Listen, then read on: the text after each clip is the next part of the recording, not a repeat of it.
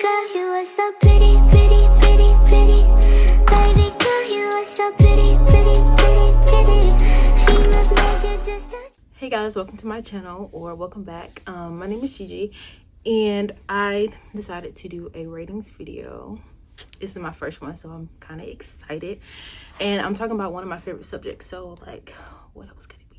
And it is a K-drama, particularly the revenge type, which is up my alley, and it's real good. It is on Netflix, and I watched it in one night, and coming from me, that's saying something, because it took me at least 2 days. But this one was good. It was only 7 episodes, which is different from me because most of my K-dramas that I watch are at least 16. So 7 episodes and only 45 minutes, which I was kind of upset about, but not really, because we'll talk about that later. So the plot follows the next gangster whose brother was murdered, and so he goes back to the organization to find out what happened and get his revenge. So I want to start with introducing the characters. So bear with me with the name pronunciations, okay? Like, my pronunciations don't be that good, okay? And I'm not Korean. So okay, so the main character is Gi-jun, and yeah, he's the main character, the one who's going to get his revenge. And his little brother is Gi-suk. Yes, and then next we have, he's really like a minor character, but I'm gonna mention him, so I'm gonna put him in here. His name is Haebum, and he's the assistant to Gi-suk, his little brother. Right. The pictures are gonna be up here, and if you don't like get the name right, just go back. You know, we'll find. And then we have Bong-ho, who is also a minor character, but I'm gonna be talking about him also. Then we have, so there's 2 organizations. Well, it's one organization, but like there's 2 that like coexist with one. Like it was one, but like they split and had like their own. Makes sense. Okay, so the first one is the leader of June Group.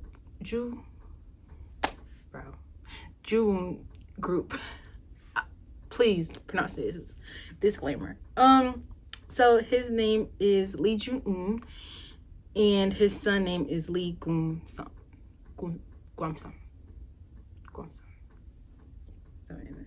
Then the other group is the Bong-sun group, and the leader of that is Bong-sun, and his son name is Junmo. And the CEO of that group is Chon-suk, and another person is the cleanup crew, Sungwon. And then the main instigator, the main problem, but let's calm down. And okay, so his name is Youngdo, not Sungcho. So whenever you hear me say Sungcho, it's Youngdo. Those are the characters. I'm gonna put them all up here, and then let's get into it. Okay, so the first episode is, it's a doozy. No, I'm just playing. Anyway.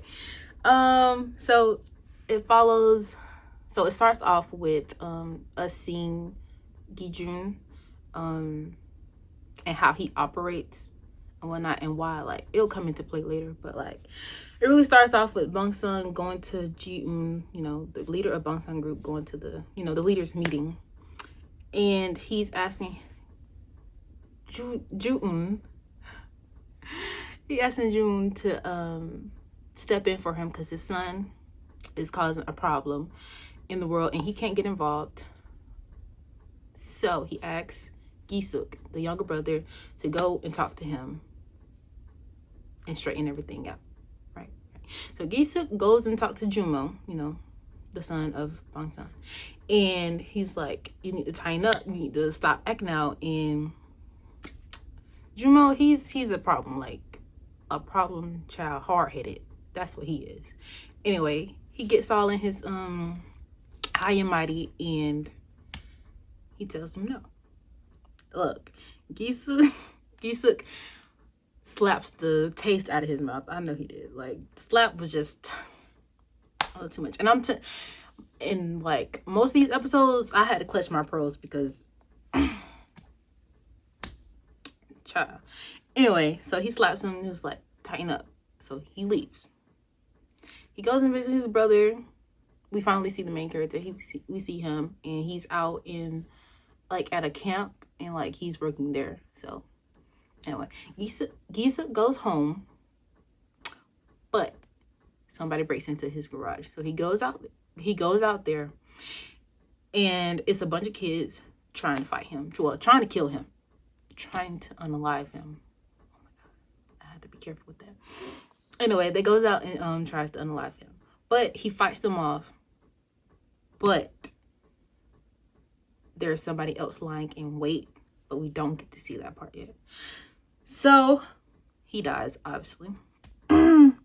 Anyway, they start like Gi-jun shows up and he finds out about his brother dying, so he goes to the funeral. At this funeral, all the leaders, the whole organization is there. Also, the son of Ju-un, his son, Guam-san, he's a prosecutor. So I don't know how a leader of a gang has a son that's a prosecutor, but it does. But it does come into play. So he's there, and it was like, no, you gotta leave. You're not supposed to be here. That happens. But Gi-jun is not having it. He was like, he goes to leave. He was like, so what happened? How did my brother die? And it was like, oh, it was a bunch of kids. It's a bunch of kids that unalived him. He was like, okay, bet. He walks out. He goes to the police department to find the kid who got caught. And he asked them, who hired you? Baby, I wouldn't laugh in his face, but the kid laughs in his face and was like, what you gonna do about it? He was like, Gi-jun was like, bet, okay. He goes and finds his little brother and all the other kids. He finds them at this like gaming shop that they have, and unalive and left and right. That's all I can say. But like, you have to watch it for yourself to like get the real feel of it. So, but yes, he goes and gets his brother, and he was like, he goes back to the police station. He was like, he put him on the phone. He was like, now tell me what I want to know. So he tells him that a group, the Inkling group, which is ran by someone, and he was like, they hired me. So he goes there. He asked someone. He was like, who ordered the hit? He was like, and mind you, everybody is afraid of him. Everybody is afraid of Gi-jun.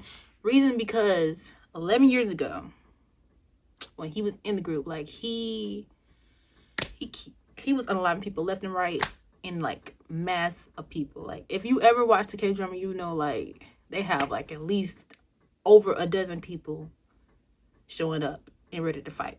So imagine a dozen people between one person, and he's still left standing. Yeah. So anyway, I will pause.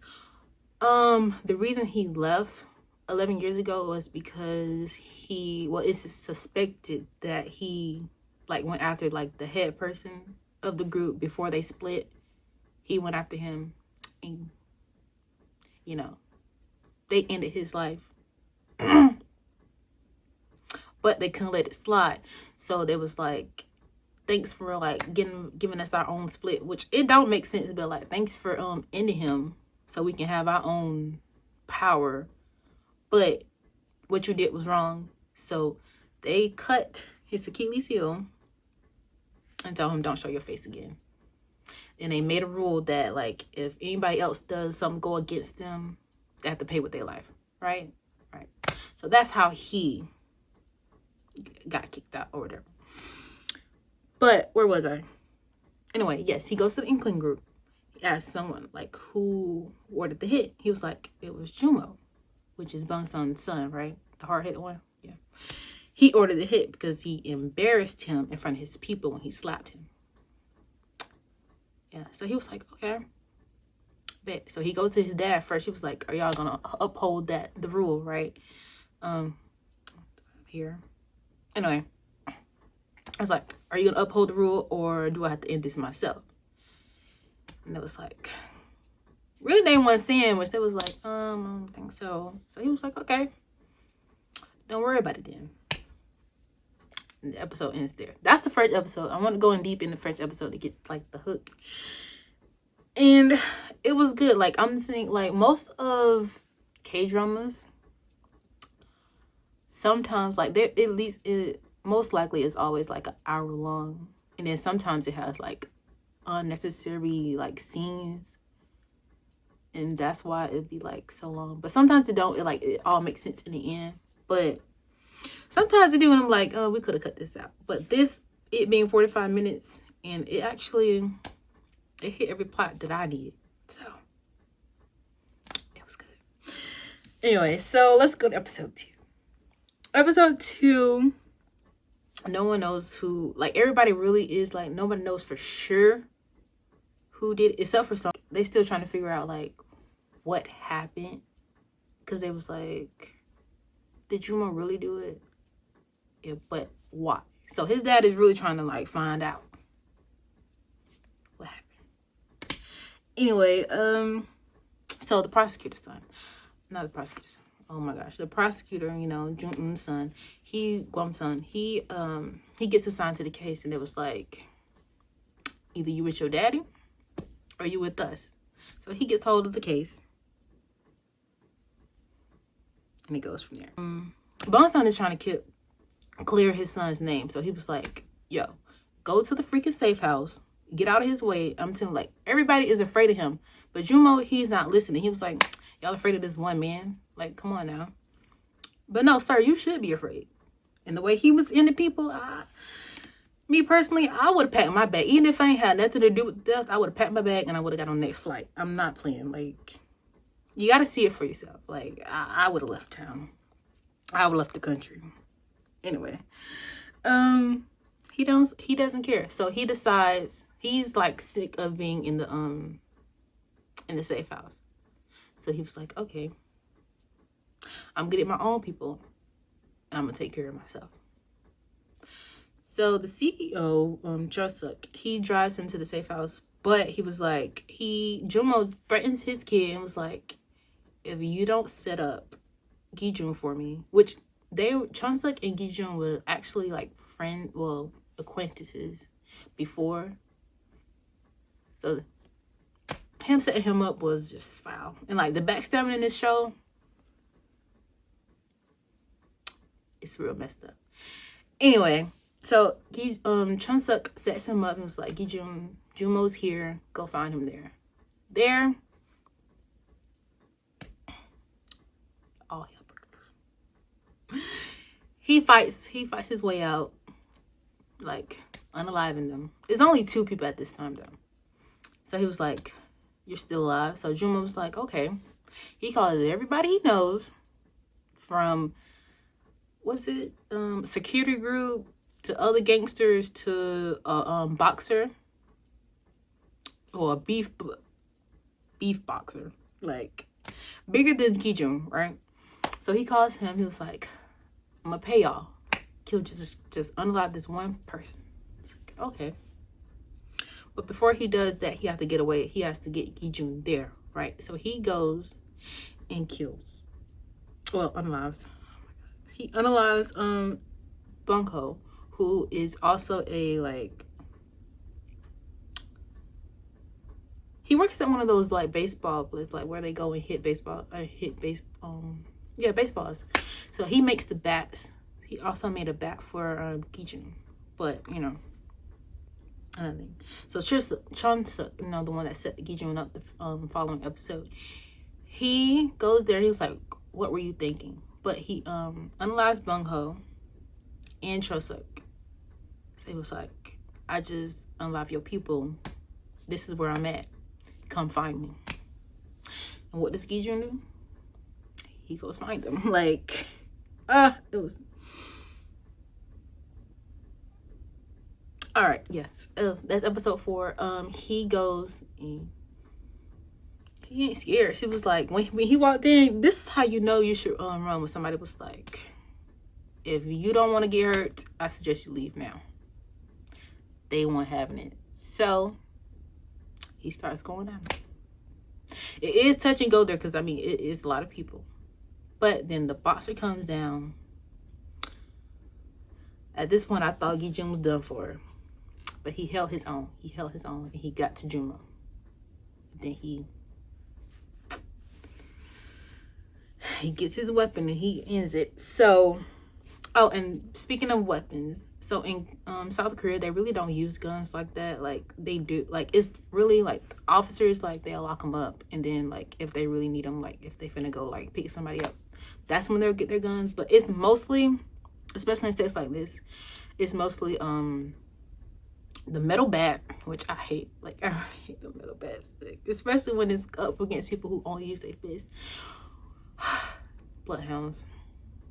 That's for me up. Anyway, yes, the metal baseball bat, their fist, or a knife. And occasionally the guns. But, like, we'll get to that. Anyway. Yeah, he ends Junmo there. Right, and that's the end of the... He tells his father at the end of it, so he was like... Which his father already found out who actually was behind the whole thing. If that makes sense. It'll make sense in the end. Anyway, yes, he unalives him. So his dad was like, you did not just kill my son, right? So he runs him off the road. And there people think that Gi-jun is dead. It's really not. Anyway, that's when I hope I'm saying this man right. Hey Boom, he comes and he finds him, like, because they ran him off the road over a bridge. So, like, he washes up and then, like, they take him to their own little hospital or, like, doctor or whatever. But Bong-sun goes to Ju-eun. He was like, oh, he tells him, I know who was behind the hit and I know it was you. Well, he think it's him. But it was like, no. So that started a whole war. Because now, you know, Bong-sun, his son is dead. What else can he do? So that starts a war. Which they wanted to avoid. That's why they didn't do anything about Gi-suk's death. But Gi-jun didn't. He didn't care. Anyway. That's his war. But Ju-eun, he ends up during that war, like, I'm telling you, this whole thing lasted but like 7 days. It was 7 episodes. This lasted at least 7 days. Like, I don't even know if Gi-jun slept. He didn't. Anyway, yes. So like, Ju-eun kills Bong-sun, and that ends the war there. Also, during this, his Guam-sun, the prosecutor, he issues out a search warrant and arrest for the whole Bong-sun group, which clears the whole Bong-sun group. So now it's just Ju-eun group still standing. Back to his son though. His son, listening to his father conversation, and like the assistant to his father found out, and he was like, yeah, if we wipe out Bong-sun group and Ju-eun group left standing, then we can have it all. Right? That was his idea, right?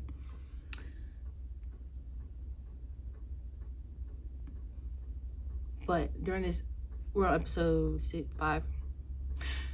Ju-eun, after he kills Bong-sun, Ju-eun told him, it was like, the main instigator, Sung-chul, he was like, he brought my son into this. That's who really is the one that is killing people. Well, you know, set the whole thing up. Because during this time, Sung-chul is like behind the scenes, like being all mysterious and stuff. So that's what they found out. It all makes sense in the end, I promise you. I don't hope I'm not too far off base, or like too far off the reservation. But where was I? Yes, Ju-eun tells Gi-jun that Sung-chul is the one that is behind everything. Like, he set it up, right?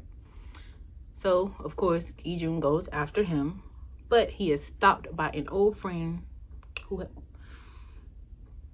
just that he stopped by an old friend, and they fight, but they stop because, you know, they're in a police parking lot.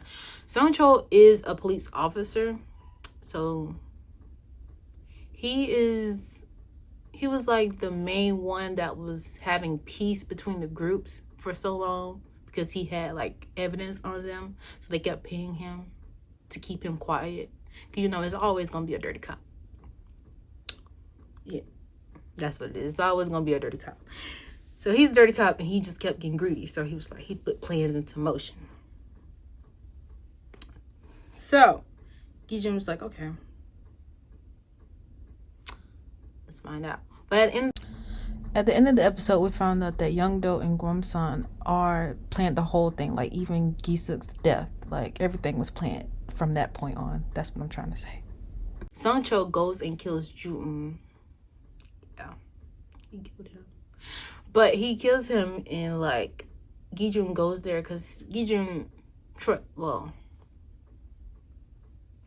that was his friend, you know, they were close. So he kills him, and Sung-cho sets him up for his murder. So he's arrested. That was what happened at the end of the he gets arrested, but while being transported, they try to kill him, obviously. But he gets away, and guess who shows up? Sungwon, person who ordered the hit, who's always ordering the hit. Well, like, actually, he owns this whole group that is... Someone owns the group, like, say someone commits murder, and they don't want to go to jail for it. So they go out and find a person, find guys or anybody, I guess, to take the fall for it. Like someone who didn't finish their military service, which, you know, is mandatory. And they get them to go to jail for it. And they go to jail. They don't have to go to their military service. And they also get money. So they find people who does that. That's weird. I wouldn't do it like that. But that's what they do. Anyway, that's what his whole group is about. But he also, like, clean up the organization's mess. Like, say a war broke out and they need the bodies cleaned up. That's what he do. But, so, you know, back to Gi-jun. He gets arrested, you know, he's fighting him out. But someone shows up, helps him out. He was like, here's a phone. I'm getting out of town. This is my last time I can help you. It's like, okay. Find me Gwon-san. He was like, okay. He finds him. It's really sad though, because someone, like, at the beginning of episode 7, someone and his assistant or right hand man, whatever you want to call him, they're in the car and they're waiting to, like, leave through a boat. But he ends up getting, he got backstabbed by his right hand man and was unalived. And I'm honestly, I really do feel bad, because I did chuckle at his little death scene. And if you watch it, you'll understand why. I'm not gonna go into it, because it's like, I feel like I went get it across. But he does. And meanwhile, Gwon-san is, like, getting ready. So, you know, his dad's dead. So, like, at this point, he's the leader. He's the leader of the group, the whole organization now. And he was like, he's getting his father's funeral ready, and he's also planning to take over, like, publicly, right? So meanwhile, he backstabs Sung-cho, you know, the dirty cop. He was like, he gets the prosecution to raid his place. He was like, okay. At this point, Sung-cho, what can he do, right? But the actual real killer who actually, like, unalived Gi-suk, he Gwon-san hires him to kill Gi-jun, right? So he finds him, unalives him. No, Gi-jun finds him and unalives him, because why not? And after that, he goes and finds Sung-cho, the dirty cop. He shoots him. This is where the guns come in play, and then, like, the kinda, what you call it, unbelievable scene, like, you know, because like he shoots him here and here, but he still's fighting, like. And this is one of the scenes where I actually jumped through, and he, like, with the way he killed Sancho, like the fingers, he sliced it off. But he ends up being dead, like. But he also, during this time, he also finds a tape that has Guamsan on tape confessing, like conspiring to like to the whole thing, because Sancho, you know, he recorded everything. So he recorded Guamsan. He recorded him talking about setting the whole thing into play. So obviously, in a time like this, you got a tape. He's this public figure. We know where this is headed. He gets Hayboom to set it out worldwide. Well, to the news station, and all of 24 hours, and it might have been more, but it felt like 24 hours, Guamsan, he got exposed. Like, you did all this and only had the power for like, what, like 24 hours? I'm sorry about your luck, dude. I'm so sorry. Anyway, but, you know, Gensho's not done. Like he said, like, there's no mercy for none of y'all. So he goes and unalives him too. Yeah. And that's all I say, because that's it. Like, he unalived everybody. And they said, in this life, the only way to stop this is if everybody is DOA. Anyway, but yes, that it ends there. I know there's like kind of like at the end, Gujun, like after he killed Guamsan. Actually, Guamsan was gonna kill himself, but Gujun said no, you don't get to die like that. All right, right. And I don't want to explain the scene because I don't want to go into grave detail, but like it was kind of brutal. It was kind of brutal. But at the end, he goes back to his camp, and like he has more like a vision, seeing his brother about when they were talking, you know, in the first episode. And it ends there. Like, that's all we got. I'm telling you, these 45 minutes wasn't. I don't know what else more I expected though, because like he sliced and diced everybody in their mama, and did not care. Anyway. But yes, that's the end of that. All in 7 episodes, basically a week. But I really do hope you go watch it, because this is just like, it's basically like a recap, but like you got to see it for yourself. And if for those of you weirdos and don't want to like actually watch the subtitles, there is an English dub version, so you can just watch it and don't need to like look at subtitles, if that works for you. I don't like that. It's like nails on the chalkboard for me when I have like, when it's in another language and then it's English dub, because you don't even get the real emotions. It's really not there. Anyway, but let's talk about the characters, because let's rate them. I would rate each episode, but like they were all 10 out of 10 for me, so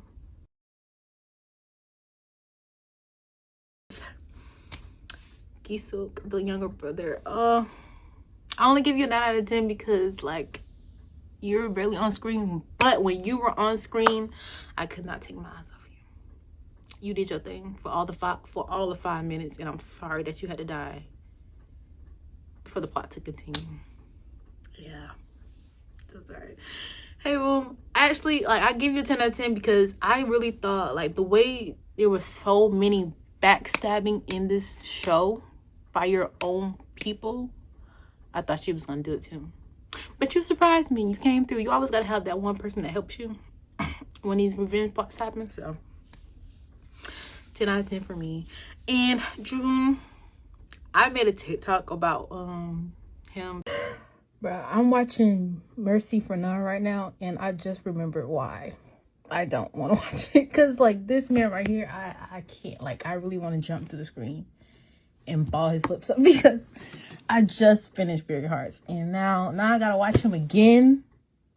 Please don't tell me you're pissing me off. Because if he pissing me off, I don't know if I'm gonna make it. Like, no shade to the real life actor, but like he makes me so mad. Like, anyway. Because like he was in another kid drama and he grinded my gears. I wanted to jump to the screen. But in this one, I really did feel bad because like you got did in by your own son and it really be your own kids. And I'm very sorry. But I give you 7 out of 10. 7.5 out of 10 because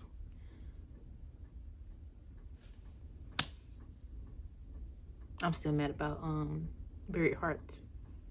Sorry.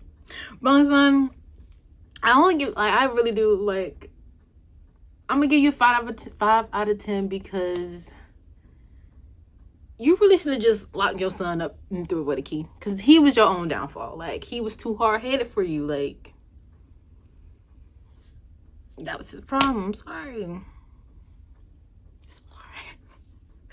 Jumo, 0 out of 10. Yeah.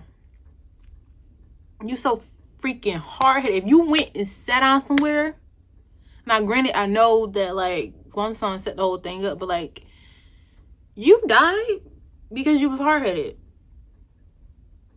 Yeah. And I don't really care. Chun-suk, I